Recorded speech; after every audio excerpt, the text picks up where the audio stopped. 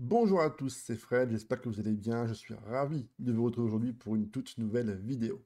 Le programme d'aujourd'hui est extrêmement simple. Nous sommes le 18 mai 2026. C'est donc la vidéo qui va clôturer notre deuxième année en Ligue 1. On va donc voir ensemble quels ont été les résultats obtenus en championnat, en Coupe de France, et également le classement final.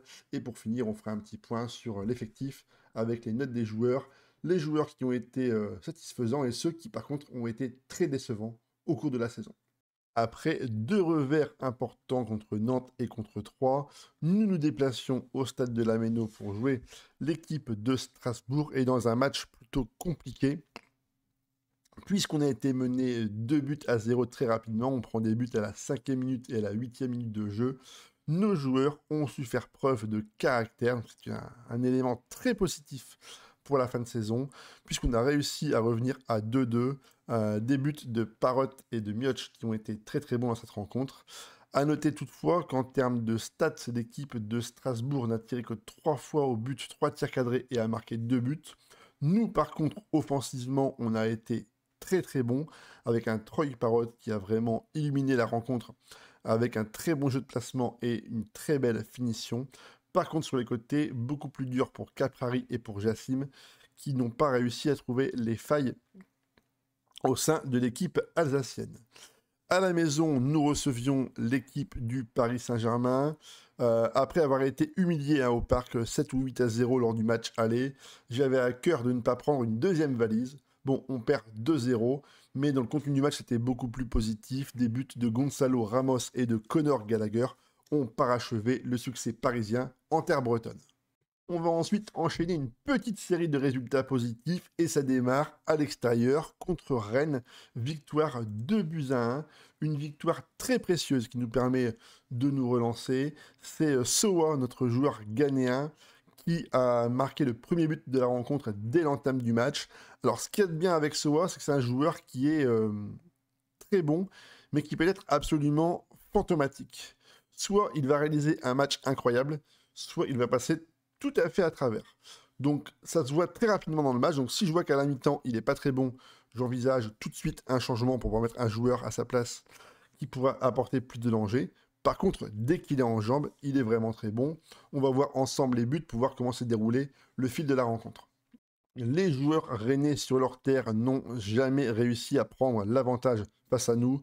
Sowa, sur un très beau débordement et une belle frappe de l'extérieur du pied, vient tromper Kovacevic, le gardien des Rouges et Noirs. Jangto qui passe à Capari, qui lance Troy Parrott en profondeur et le plat du pied du joueur irlandais fait mouche. 2-0 à l'heure de jeu. La victoire se dessinait plutôt bien et sur un corner, c'est Bélocian, un corner de Blas, qui vient reprendre la balle. Ça fait 2 buts à 1 et 3 points importants pris pour l'opération du maintien. Réception à la maison des joueurs de Monaco devant 3575 spectateurs. On s'impose 3 buts à 1 dans une rencontre quasiment à sens unique, puisqu'on a eu le monopole du ballon et le monopole des occasions pendant une grande partie de la rencontre. Troy Parrott a encore une fois brillé par son jeu et par sa finition. Sowell a bien aidé en inscrivant un but à la 10e minute de jeu. Les joueurs monégasques peuvent repartir extrêmement déçus de leur performance, mais nous en tout cas, on a vraiment été très très bons. Contre Lorient, les voisins, Lorientais, une équipe qu'on a toujours un peu de mal à manœuvrer. Match nul à l'extérieur, 0 partout. Contre Reims à la maison, victoire 2 buts à 1. Une victoire qui s'est dessinée dans la première mi-temps, puisque les 3 buts ont été inscrits dans ces premiers 45 minutes de jeu. But de Jangto Chibembe et réduction du score par Nakamura. Déplacement ensuite à Marseille. Marseille, une équipe très difficile à jouer, avec un très bon joueur devant. Ils ont fait signer Giovanni Simeone. Donc un attaquant virevoltant devant qui nous a posé énormément de problèmes. On prend une petite leçon, on prend 5-2. Donc assez difficile ce déplacement en terre marseillaise. Contre Brest à la maison, Troy Parrott a encore une fois marqué un but, décidément. C'est l'un des hommes forts de la rencontre. Troy est sur une très très bonne dynamique. On était mené 1 but à 0, un but de Le Douaron, qui a été lui également très bon dans la rencontre, mais on a réussi à faire preuve de caractère, de motivation et de trouver les ressources mentales et physiques pour revenir dans la partie. À noter que Brest aurait largement dû s'imposer, parce qu'ils ont été largement meilleurs que nous sur le plan offensif. Notre gardien a été plutôt moyen, mais il a su sauver un nombre de buts un nombre d'occasions plutôt très dangereuses. Donc on peut remercier notre gardien, même si la note finale n'est pas forcément à son avantage, il a été dans la rencontre plutôt important. Contre le Racing Club de Lens, une équipe contre laquelle on a énormément de mal à jouer, on prend encore une fois on prend 0 points, puisque les Lensois chez eux sont très très bons.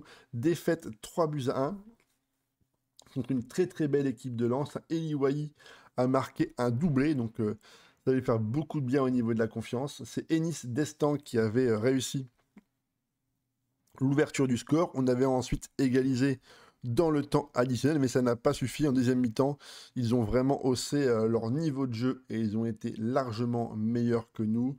Le public sans heure a pu vibrer sur cette très très belle victoire à la maison. Réduction du score de Sadik Fofana sur un corner très mal dégagé par Samba sur la tête du joueur allemand.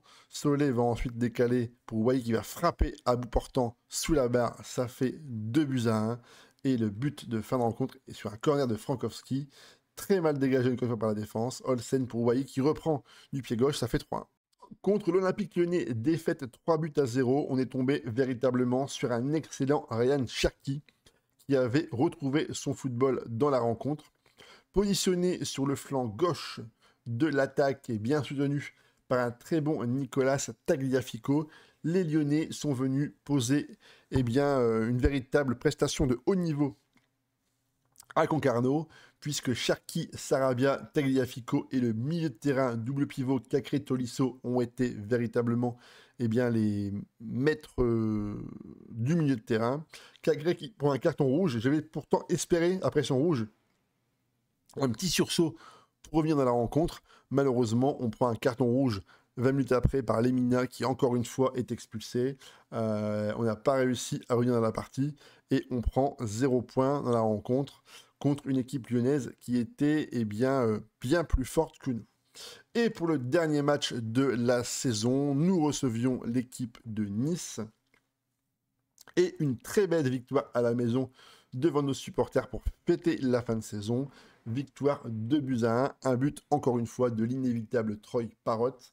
Seko Fofana inscrit le deuxième but de la rencontre en toute fin de rencontre, alors que les Niçois avaient pourtant marqué le but du 1 partout. Fofana prend un carton rouge un peu anecdotique sur une action totalement non maîtrisée en fin de match. Mais le principal, c'est de prendre les 3 points et d'assurer notre maintien pour la 3e année en Ligue 1. C'était ça le plus important. Bulka se loupe totalement sur la frappe de Troy Parrott. D'ailleurs, sur une contre-attaque, Mofi va décaler parfaitement dans l'axe le joueur tout seul au milieu de terrain, Silversten, qui peut marquer le but du 1 partout. Et en fin de rencontre, sur corner, le joueur allemand Fofana vient placer une tête décroisée dans le petit filet. 2-1 pour les joueurs bretons. Et on prend 3 points pour finir de la plus belle des façons notre saison en Ligue 1. Au classement, du coup, on progresse, puisqu'on finit 9e avec 47 points, donc 8 points de plus que l'année précédente, si ma mémoire est bonne. Les Parisiens finissent la saison invaincus. 30 matchs, 4 nuls et 0 défaite, une différence de but de plus 90, donc ils ont vraiment été exceptionnels pour cette saison. En termes de buteurs, c'est Kylian Mbappé qui finit avec 27 buts, et derrière, on a Eli Wahi, 21 buts, et on retrouve notre duo offensif, Kamal Sowa et Troy Parrott, à la 4e place, avec tous les deux 14 buts marqués, ce qui est une excellente prestation pour des joueurs d'un club plus petit. Mario Lemina lui s'est illustré avec 2 cartons rouges dans la saison. Donc, il a pris beaucoup de cartons rouges et a fait beaucoup de fautes au milieu de terrain. En termes de résultats, Lyon finissent toujours, encore une fois, dans le ventre mou, n'ont pas réussi à être européens cette saison. Les équipes en Ligue des Champions seront donc Lorient, Lens et Nice. Donc, très surprenant cette équipe de Lorient qui progresse depuis 2 saisons, qui est très très bonne.